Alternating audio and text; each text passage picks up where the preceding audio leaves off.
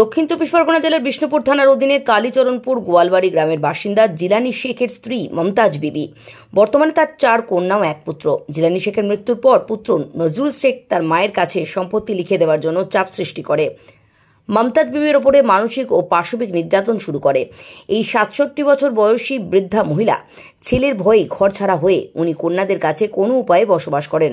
বর্তমানে আইনজীবী অরিজিৎ দাসের সহযোগিতায় আলিপুর কোর্ট ও মহামান্য হাইকোর্টের দ্বারস্থ হওয়ায় ন্যায় বিচারে মহামান্য হাইকোর্টের বিচারপতি অমৃতা সিনহার নির্দেশ দেন মমতাজ বিবিকে তার বাড়িতে ফিরিয়ে দেওয়া হোক। হাইকোর্টের নির্দেশ অনুযায়ী দক্ষিণ চব্বিশ পরগনা জেলার বিষ্ণুপুর থানার পুলিশের সহযোগিতায় তাকে তার বাড়িতে ফিরিয়ে দেওয়া হয়। এক বৃদ্ধাকে ন্যায় বিচার পাইয়ে দেওয়ায় ও পুলিশ প্রশাসনের সহযোগিতা পেয়ে খুশি হয়ে বৃদ্ধা এবং তার বাড়ির সমস্ত সদস্যরা।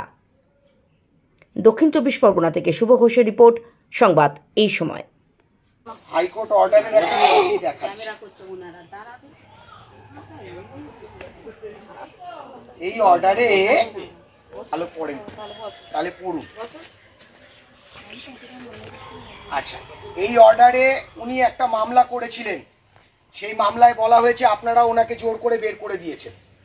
আপনাদের উকিল বাবু যিনি হাইকোর্টে দাঁড়িয়েছিলেন তিনি বলেছেন না, বের করেননি, বলে দিয়েছে যাতে ওনাকে রাখা হয়। এই অর্ডারে সেটা লেখা রয়েছে। আমরা আপনার যিনি এখানকার যে কনসার্ন পুলিশ অফিসার বা অথরিটি তার কাছেও একটা কপি দিয়েছি। অফিসার সাহেব এসছেন, সে আপনাকে আরো ভালো বুঝিয়ে বলবে। আপনার শাশুড়ির বয়স 68 বছর। এটা জেনারেল প্রিজাম্পশন যে আপনি একজন মহিলা, আপনার একমাত্র মানে ওনার একমাত্র ছেলে, তারা থাকতে দেবে না, এটা অতি দুঃখের ব্যাপার। আমরা এসছি ওনাকে রিলোকেট করার জন্য, এখানে লেখা রয়েছে সেটা। আচ্ছা, আমি অ্যাডভোকেট অরিজিৎ দাস। আজকে হাইকোর্টের রায়ে, হাইকোর্টের জাস্টিস অমৃতা সিনহার রায়ে আজকে আমরা আমার মক্কেল মমতাজ বিবি ওনাকে আমরা তার বাড়িতে রিলোকেট করে দিয়ে গেলাম।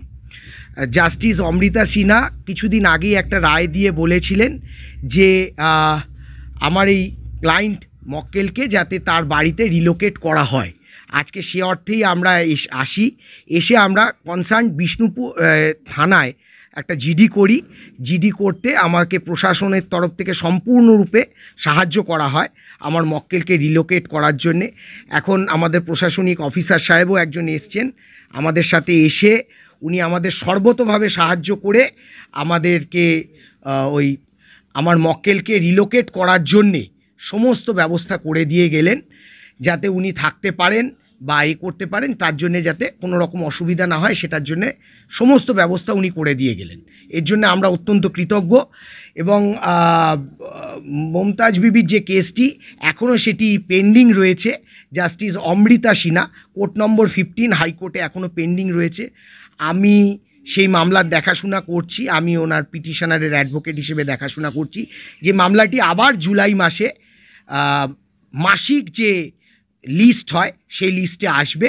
এবং আমরা আশা করব, প্রশাসন এবং আমার তরফ থেকে আমরা আশা করব যাতে আমার মক্কেল একজন 68 বছরের বৃদ্ধা মহিলা, সে যাতে তার বাড়িতে ভালোভাবে তার নিজের বাড়ি, তার স্বামীর বাড়ি মানে তো তার নিজেরই বাড়ি, তার বাড়িতে যাতে ভালোভাবে সুখে শান্তিতে তার ছেলে এবং ছেলের ওয়াইফের সাথে ভালোভাবে থাকতে পারে, সেটা আমরা কামনা করব এবং আশা রাখব। ওর জ্বালায় আমি বাড়িতে থাকতে পারি না। আমার স্বামীর বাড়ি, আমাকে নির্যাতন বারবার করে আমাকে খেতে পড়তে দেয়নি, রাঁধতে দেয়নি, চুলোয় জল ঢেলে দিচ্ছে, কারেন্ট কেটে দিচ্ছে, তারপরে বাথরুমে ঢুকতে দেবে না, কলে জল নিতে দেবে না। এই জ্বালায় আমি এই একটা বছর আমি এই বাড়ির বাইরে ঘুরে বেড়াচ্ছেন। বাড়িতে এলে লাতিনরা এলে মারবে, জামাইরা এলে তাদের গাল দেবে, বলবে কুকুরের প্যানে আসবি আর চোরের মতো। কেউ আমার বাড়িতে আসতে দেবে না। যে আসবে তাদের বলবে এই পারমিশন নিয়ে আসবি, কি জন্য তোরা এখানে এই ঘাড় ধরে তোদের বার করে দেবো। আমি এবারে থাকবো, আমি আমার নির্দিষ্ট আমার স্বামীর বাড়ি আমার ঘর, আমি থাকবো। আমাকে যদি কিচ্ছু করে তাহলে আপনারা দায়িত্ব নেবে, আপনাদের কাছে জানাবো, আপনাদের কাছে যাব, আর আপনাদের ফোন নাম্বার দিয়ে যাবে, আমি আপনাকে ফোন করবো। আমার নাম মমতাজ বিবি।